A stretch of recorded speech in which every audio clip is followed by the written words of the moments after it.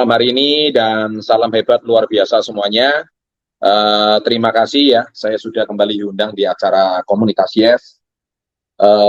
Malam hari ini saya sungguh sangat berbahagia bisa mendengarkan penjelasan yang begitu lengkap dari presentasi PO malam hari ini, dari MC-nya, dari pembicaranya, dan terakhir tadi ditutup oleh statement yang luar biasa tentang BTS ya, sama Pak Handi. Yang mana baru saja saya upload mengapa BTS dan McD bisa meledak. Memang benar yang tadi disampaikan Pak Handi tentang BTS, tapi saya juga mau mereview buku Success Before 30 khususnya di halaman ke-75 ya, yaitu usaha apa yang membuat Anda pasti sukses. Nah, saya hubungkan tadi kalau Pak Handi bicara soal BTS, bicara soal McD, bicara soal supir Gojek sama internet. Saya juga mau berbicara soal tentang kenapa saya berani bilang usaha apa yang membuat Anda pasti sukses. Sebetulnya ini cuma sebuah judul ya. Nggak ada. Nggak ada usaha yang pasti sukses. Sama seperti kalau Anda ke dokter, dokter itu bertanya, Pak, saya ini pasti bisa sembuh nggak? Tidak ada dokter yang berani memastikan. Karena semua kesembuhan atau tidak itu kembali lagi kepada tangan pasien. Kalau kita bisa diagnosis penyakitnya dengan benar, Anda ikuti arahannya, pasti. Karena kesembuhan tingkatnya luar biasa. Diagnosisnya benar, hasilnya benar, pasti hasilnya juga oke. Nah, permasalahannya adalah usaha ini udah pasti terbukti berhasil. Nah, ini sangat cocok untuk orang-orang yang belum punya usaha atau pemula. Sangat cocok juga untuk orang yang sudah usaha berkali-kali, tapi gagal. Ya, gagalnya karena apa faktornya ya? Saya juga nggak tahu. Entah itu karena faktor mentornya, atau karena Anda tidak memahami sektor bisnisnya, atau karena usahanya itu juga Anda terkendala karyawan, atau karena usaha Anda itu tidak beradaptasi dengan zaman now, macam-macam. Ya, jadi pada malam hari ini saya cuma pengen sharing sedikit tentang usaha apa yang membuat Anda pasti sukses. Nah, poin yang pertama di sini adalah e-commerce. Apalagi di zaman pandemi dan saat ini ya. Jadi tentu banyak orang kondisi sekarang ini was-was dan gimana ya. Sampai akhirnya kalau mereka sudah masa bodoh, mereka nggak dapat penghasilan harian, akhirnya mereka sudah sampai mengsugesti dirinya sendiri bahwa COVID itu tidak ada. Bahkan sampai mereka menyalahkan pemerintah. Ya, apalagi kalau masyarakat menengah ke bawah, mereka yang tidak mendapatkan penghasilan harian, mereka bahkan sudah menganggap COVID nggak COVID saya juga mati. Jadi lebih baik saya mati karena COVID daripada mati kelaparan. Nah, sampai sefrustasi itulah kondisi masyarakat menengah ke bawah. Dan ini rupanya bukan cuma dihadapi oleh masyarakat Indonesia, tapi ini dihadapi di seluruh dunia. Nah, oleh sebab itu, saya mau tegaskan solusi terbaik di kondisi pandemi ini work from home. Tapi work from home itu seperti apa? Nah, kalau kita bisa berinteraksi seperti ini sebagai bagian dari work from home. Kita kan tidak bertemu secara langsung ya, tapi kita kan bisa bertatap muka secara daring seperti ini. Nah, ini salah satu solusi. Kemudian kita juga tahu bahwa pemerintah saat ini lagi pusing ya, karena baru saja COVID udah diredakan tahun lalu, tiba-tiba sekarang muncul varian baru. Ada varian dari India, varian Delta, dan varian apalah. Sehingga kayaknya nggak habis-habis ini berita COVID. Sehingga mereka yang awalnya percaya sampai masa bodoh gitu. Nah, jadi apakah COVID-nya nggak ada? Ya COVID-nya ada gitu. Tapi mereka sudah masa bodoh, mau kena COVID, COVID lah gitu. Padahal sebetulnya sangat tidak enak ya kena COVID. Jangan sampailah kita kena COVID gitu ya, karena banyak teman-teman saya public figure. Kemarin saya ngobrol sama Ari Lasso ya, Dewa 19 yang sekarang jadi jurinya Indonesian Idol. Ari Lasso sendiri itu merasakan kalau kena COVID ini kepalanya bisa puyeng, keliengan gitu loh. Jadi nggak enak. Beberapa teman saya juga sampai merasa seperti itu. Nah, kita juga tahu bahwa pemberitaan di media massa itu bukan pemberitaan isapan jempol ya, tapi memang benar-benar pemberitaan yang real. Jangan sampai beberapa rumah sakit ini sekarang sudah kewalahan. Ya, makanya solusi supaya pemasukan tetap ada. Kenapa kami di komunitasnya tetap tenang-tenang aja? Karena bisnis kami bisa dikendalikan dari e-commerce. Kami udah siapkan sekarang platformnya kkd.id, bisa mensuplai barang kemanapun seluruh Indonesia bahkan dunia, bisa dioperasikan secara online. Apalagi kita juga sudah memahami digital marketing, ya konten YouTube kita juga tidak pernah berhenti, sehingga kita bisa menjangkau semua kalangan. Nah, yang kedua adalah sistem jasa aplikasi. Poin yang kedua, saya rasa kalau sekarang dengan adanya COVID ini, hanya work from home lah yang sistem bisnis online lah yang masih bisa berjalan tanpa kita pusing gitu. Makanya kemarin banyak pimpinan cabang bank itu datang ke rumah saya, mereka itu ngeluh gitu. Pak Chandra, saya mau nanya kondisi bisnis Pak Chandra gimana? Saya bilang, ya ada beberapa anak usaha saya yang terpukul, tapi anak usaha saya memang tidak bisa dijalankan secara online.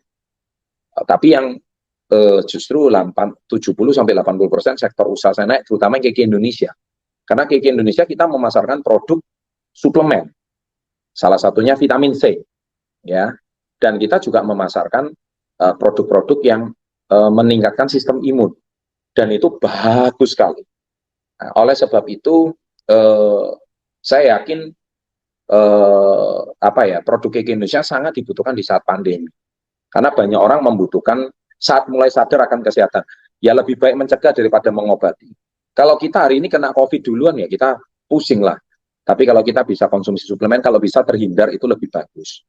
Nah, oleh sebab itu sudah sangat memenuhi syarat. Yang ketiga adalah franchise atau waralaba.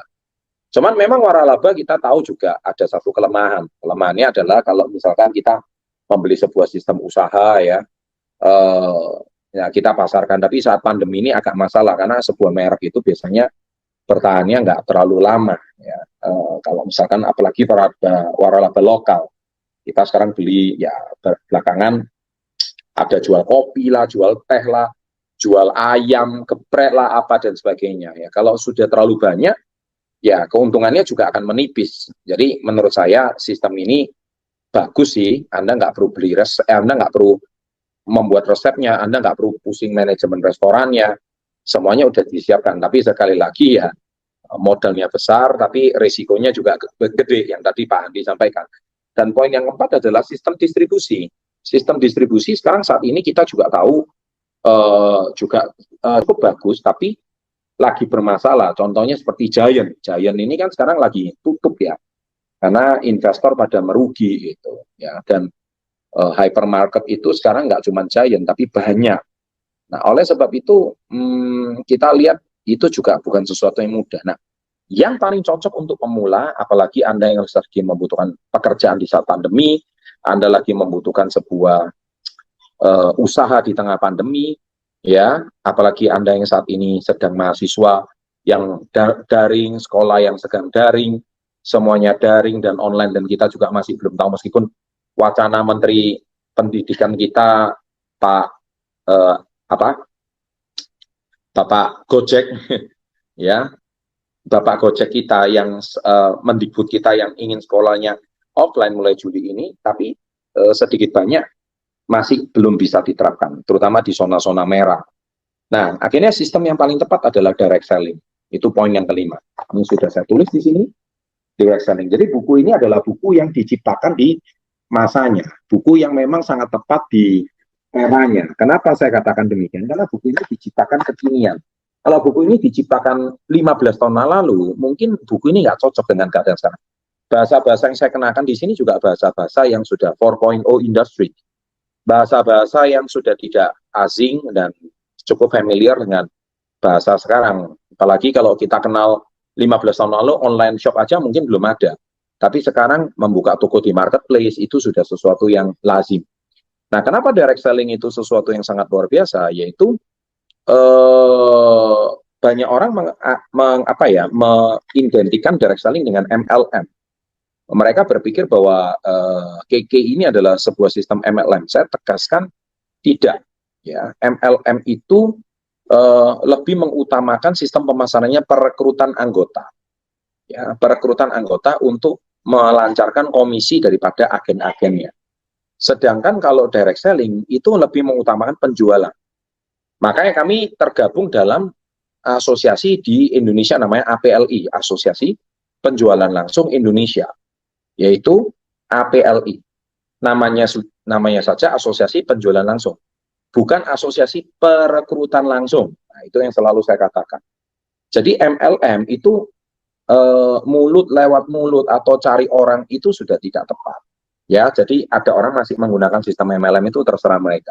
Kalau kami memang murni menjual produk, jadi yang kami utamakan produknya. Nah, produk kita juga produk yang sebenarnya tidak sulit dipasarkan.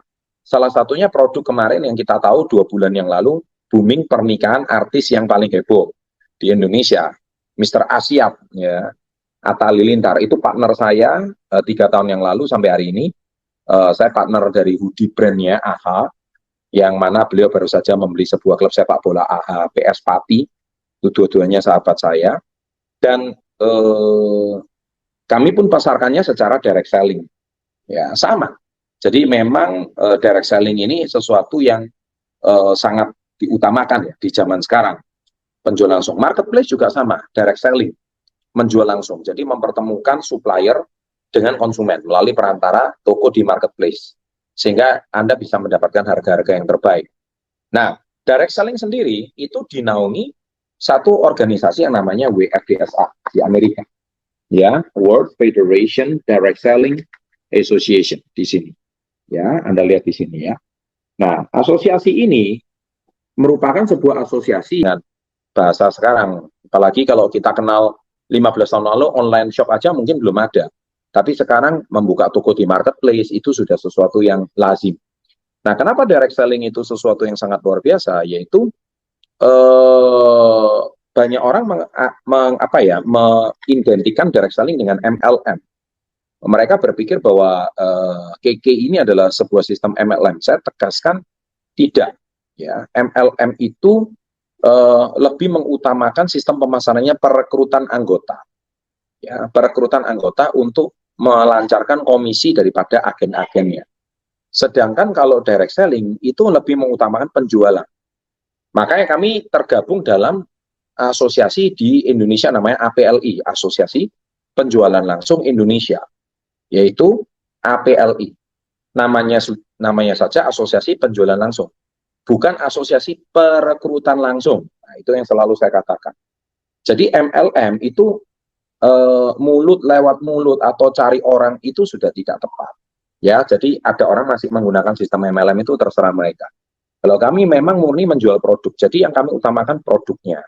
Nah, produk kita juga produk yang sebenarnya tidak sulit dipasarkan. Salah satunya produk kemarin yang kita tahu 2 bulan yang lalu, booming pernikahan artis yang paling heboh di Indonesia, Mr. Asyap, ya, Atta Halilintar. Itu partner saya 3 tahun yang lalu sampai hari ini. Saya partner dari hoodie brandnya AHA, yang mana beliau baru saja membeli sebuah klub sepak bola AHA PS Pati. Itu dua-duanya sahabat saya. Dan kami pun pasarkannya secara direct selling. Ya, sama. Jadi memang direct selling ini sesuatu yang sangat diutamakan ya di zaman sekarang. Penjualan langsung. Marketplace juga sama, direct selling. Menjual langsung. Jadi mempertemukan supplier dengan konsumen melalui perantara toko di marketplace. Sehingga Anda bisa mendapatkan harga-harga yang terbaik. Nah, direct selling sendiri itu dinaungi satu organisasi yang namanya WFDSA di Amerika. Ya, World Federation Direct Selling Association di sini. Ya, Anda lihat di sini ya.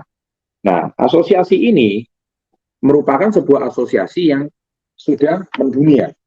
Dan asosiasi ini sudah menaungi pelaku direct seller yang sudah umurnya hampir 60 tahun sampai 70 tahun di muka bumi. Dan industri ini terbukti mampu bertahan lebih dari 70 tahun dalam segala krisis. Termasuk pandemi ini pun masih tetap bertahan. Banyak usaha di industri itu kena pandemi justru tumbang. Justru kami tidak. Di saat pandemi ini malah kami growth, bertumbuh. Dan nanti Anda tunggu saja hari Sabtu besok, kami ada meeting Royal CSD Forum.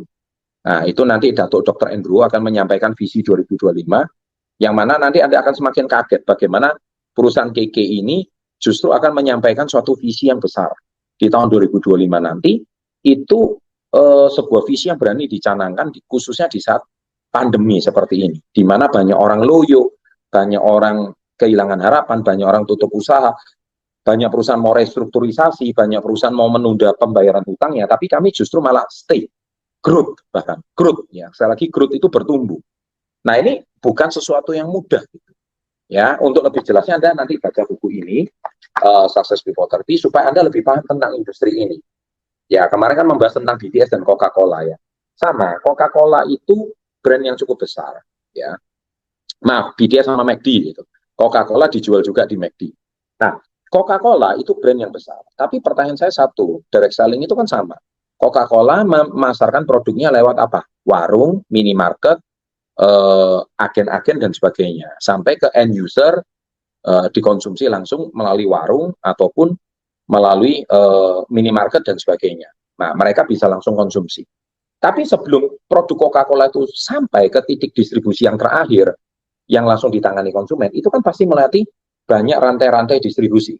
Salah satu contohnya melalui agen besar, agen provinsi, sampai ke agen menengah, sampai ke agen yang kecil, sampai ke retail, sampai masuklah ke mini-mini market. Nah, pertanyaan saya sekarang satu, lebih banyak pemakai Coca-Cola atau lebih banyak agennya?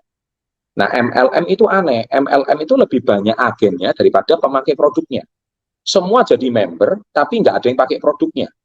Ya, cuman cari-cari orang, ngejar-ngejar bonusnya, ngejar-ngejar rewardnya, habis itu ditinggal produknya. Itu bisnis yang tidak sehat sama sekali. Kita ambil satu contoh, Coca-Cola meskipun kemarin digoyang sama Cristiano Ronaldo, dua, itu kan sahamnya turun 57 triliun. Tapi saya kemarin udah bahas. Sebenarnya 57 triliun itu cuman berapa sih? Cuman 1,2%. Meskipun Ronaldo goyang gitu aja, saham sempat turun 1, tapi kan cuma turun 1%, masih ada 99%. Ya sebentar lagi juga sudah balik itu sahamnya. Nah, tapi poin saya itu adalah meskipun Coca-Cola itu begitu besar, kenapa? Pemakainya itu miliaran orang. Artinya produknya itu dipakai. Bukan berarti agennya tidak aktif menawarkan Coca-Cola, lantas Coca-Cola tidak dikonsumsi. Nah, itulah namanya direct selling, yaitu customer base. Produknya dikonsumsi orang banyak. Begitu juga dengan Kiki Indonesia. Hari ini Super Green Food contohnya, Nates contohnya. Nates ini udah dipakai jutaan orang wanita. Setiap bulan kemarin saya meeting sama manajemen perusahaan, Nates ini setiap bulan ini bisa sampai 10 kontainer. Itu setiap bulan itu pemakaiannya bisa setengah juta kotak ya, setengah juta piece ya, bukan lembar loh. Ya itu ngeri banget itu omsetnya. Artinya pemakaian kita tuh jumlahnya itu masif. Nah itulah namanya customer base. Mau agen kita aktif dan tidak aktif, pemakaian nates tetap besar. Orang yang berburu nates tetap banyak. Tinggal konsumen itu mau cari di mana aja. Nah sekarang lucunya distributor KK itu lucu. Anda itu dapat satu produk yang begitu bagus, yang mana konsumen itu tinggal berburu dan mencari di mana belinya, tapi Anda sendiri tidak mau menyediakan, Anda sendiri tidak mau aktif, dan Anda sendiri itu cuma pasif. Pasif itu artinya apa? Sama seperti supir Gojek. Supir Gojek yang tidak pernah mengantar penumpang, tapi dia tuh selalu berharap supaya setiap kali aplikasi dibuka ada penumpang yang masuk. Sistem dan algoritma Gojek itu akan merekomendasikan pada supir yang rajin. Kalau supirnya tidak rajin promosi, supirnya tidak rajin ngantar orang, supirnya tidak rajin mengejar target, otomatis algoritmanya Gojek itu tidak merekomendasikan supir yang rajin. Nah, Anda yang supirnya itu angin-anginan, kadang jualan, kadang enggak.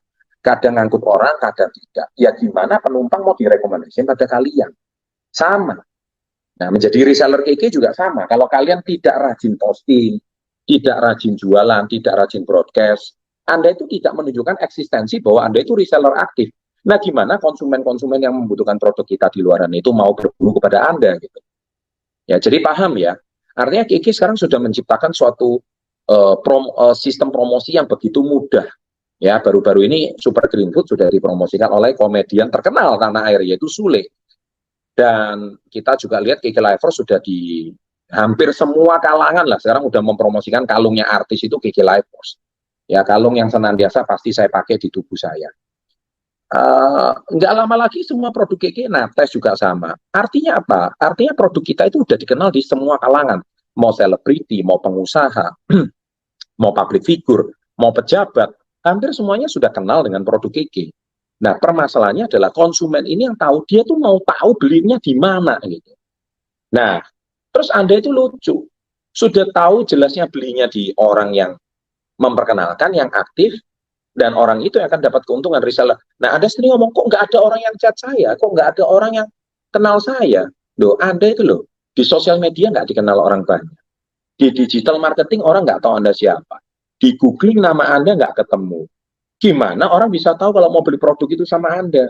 Nah, makanya konsultasilah sama mentor supaya akun sosmed Anda bisa dikenal, supaya orang bisa paham akun Anda dan Anda harus eksistensi promosi produk KK. Jangan akunnya itu sebentar saya menyediakan semua produk direct selling. KK saya ada, kemudian perusahaan lain ada, mau jual pakaian dalam ada, mau jual panci ada, mau jual perangkap tikus juga ada, mau jual makanan kucing juga ada. Terus kamu tuh maunya apa? Palu gada, apa lu mau gue ada? Kan lucu kan, Anda tuh mau jual apapun, sehingga brand Anda itu nggak jelas. Orang itu mau lihat kamu itu jual apa gitu loh. Nah, kalau produk ini sekarang begitu masif, dan produk itu sekarang begitu luar biasa, orang taunya Anda itu orang keke, ya sudah, dia nggak akan cari orang lain ke keke selain Anda gitu. Minimal Anda itu orang yang paling terkenal di desa lah, paling terkenal di sebuah kabupaten. Oh, kalau cari produk keke, cari dia. Nah, sehingga produk keke ini akan semakin terkenal 2-3 tahun sampai 2025. Semua orang akan berburu produk keke. Jadi seperti orang berburu Coca-Cola itu tadi. Ya, semoga sharing saya pada malam hari ini